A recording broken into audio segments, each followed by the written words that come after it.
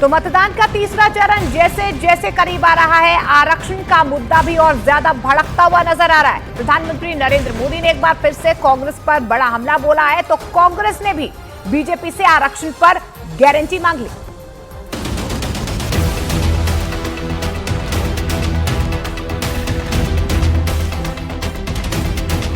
Congress BJP पर आरक्षण खत्म करने की कोशिश का आरोप लगा रही है, तो बीजेपी ने कर्नाटक में दिए जा रहे मुस्लिम आरक्षण को मुद्दा बनाया हुआ है।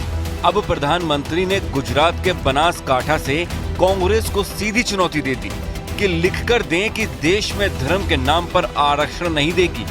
पीएम ने दावा किया है कि कांग्रेस ऐसा नहीं करेगी क्योंकि दाल में कुछ काला है। इंडी गठबंधन को मेरी ये चुनौती है कि घोषित करे कि वो गारंटी दे देश को, लिखित में दे, क्योंकि उन पे भरोसा नहीं कर सकते, कि वो धर्म के आधार पर आरक्षण नहीं देंगे। घोषित करें।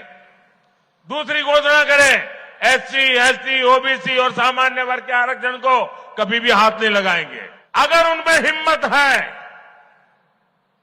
तो घोषणा करें।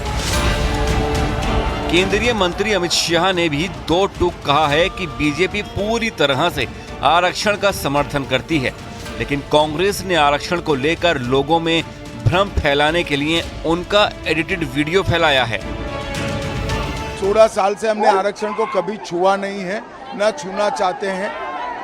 ये डेस्परेट है, इसलिए मेरे वीडियो को भी उन्होंने एडिट कर गलत तरीके से लोगों के बीच में डालने का प्रयास।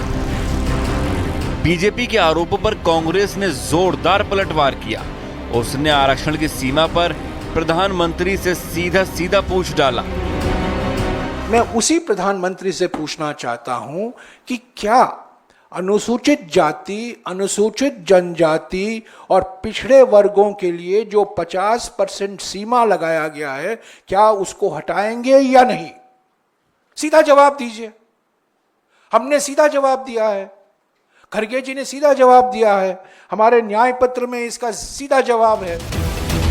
वहीं INDIA में शामिल आरजेडी के तेजस्वी यादव ने बिहार के पूर्व मुख्यमंत्री कर्पूरी ठाकुर की बात करके बीजेपी को घेरने की कोशिश की। प्रधानमंत्री को जानकारी का अभाव है। अभी कर्पूरी ठाकुर जी को उन्होंने भारत रत्न दिया, लेकिन उन्हीं के विचारों को वो विरोध कर रहे हैं।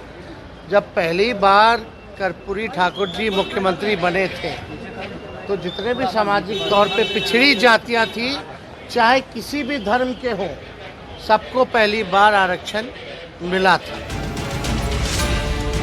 7 मई को तीसरे चरण की वोटिंग होनी है। 94 सीटों पर दाव लगा है।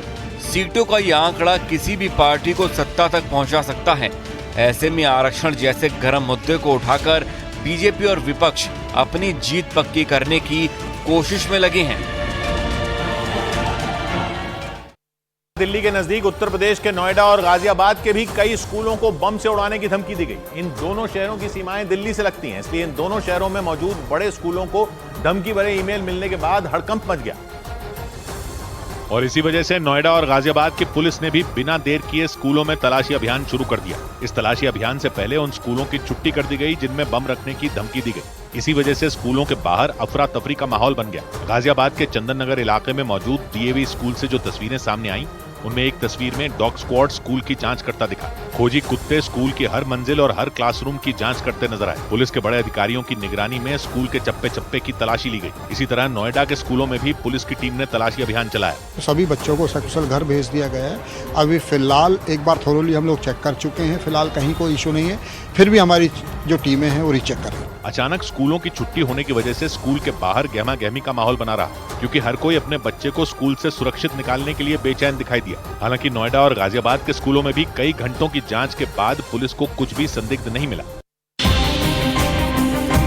जब ये कैंपेन की शुरुआत हुई थी, पिछले कुछ महीनों से सरकार इकोनॉमी की बात कर रही थी, डेवलपमेंट की बात कर रही थी। जो चीजें अभी आपने बताई, इसकी बात करके जनता के बीच जा रही थी। पहले चरण के बाद ये देखा गया कि थोड़ा ये तुष्टीकरण की ओर मुड़ा, थोड़ा हिंदू मुसलमान हुआ। आप लोगों ने कांग्रेस के मैनिफेस्टो को अटैक किया और प्रधानमंत्री ने राजस्थान में एक रैली में कहा कि जो है कांग्रेस का मैनिफेस्टो में अर्बन नक्सल की महक है, इसमें माओइस्ट वो ख्याल दिखाई देता है, तो ये कहां से आया?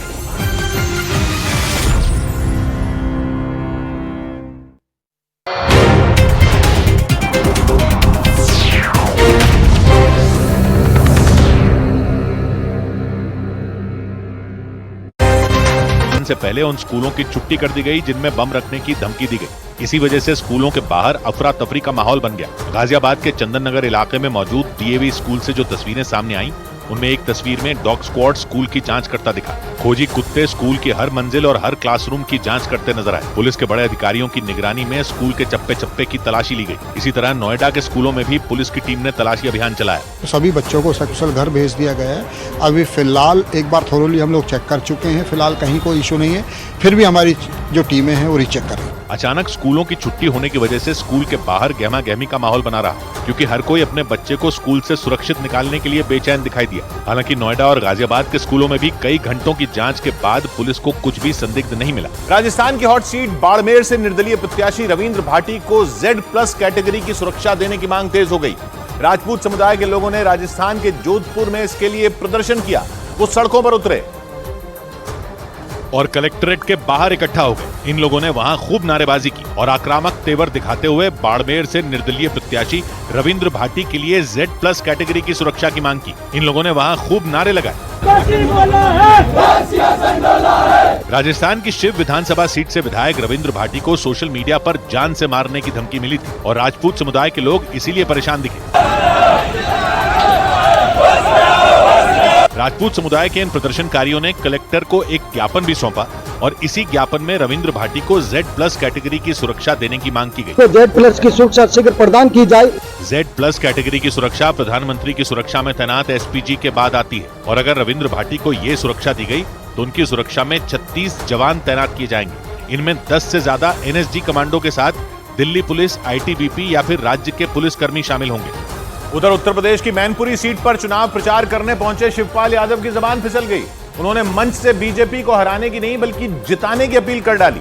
मैनपुरी में 7 मई को मतदान होगा और इसीलिए शिवपाल ने मैनपुरी से समाजवादी पार्टी की प्रत्याशी डिंपल यादव के लिए प्रचार किया, भाषण भी दिया, लेकिन भाषण देते देते उनकी जबान ही फिसल गई क्योंकि उन्होंने मैनपुरी के लोगों से बीजेपी को जिताने की अपील कर डाली। अखिलेश यादव को आप बोलना है और आप सब लोगों को सुनना है और फिर 7 मई को भारतीय जनता पार्टी को बहुत बड़े मार्जिन से जिताना है। ये बयान देने के बाद शिवपाल को एहसास नहीं हुआ कि वो क्या बोल गए, लेकिन उनका ये बयान चर्चा का मुद्दा बन गया। बड़ी बात यह कि शिवपाल से यह गलती मैनपुरी में हुई, जहां से अखिलेश की पत्नी डिंपल यादव चुनाव लड़ रही हैं। यही वजह रही कि बात अखिलेश के कानों तक भी पहुंची, लेकिन वो डैमेज कंट्रोल करते हुए दिखे और इस बात को मजाक में उड़ा दिया। तुम सुन नहीं पाए, ये सुन नहीं पाए। उन्होंने कहा भाजपा को पहले ज्यादा हरा दो। मैनपुरी में समाजवादी पार्टी ने ताकत झोंकी हुई है और अखिलेश यादव, उनकी बेटी और चाचा सब प्रचार में जुटे हुए हैं। लेकिन इसी बीच शिवपाल की जबान फिसलने से विवाद हो गया क्योंकि उन्होंने बीजेपी को जिताने की अपील कर डाली और कुछ ऐसा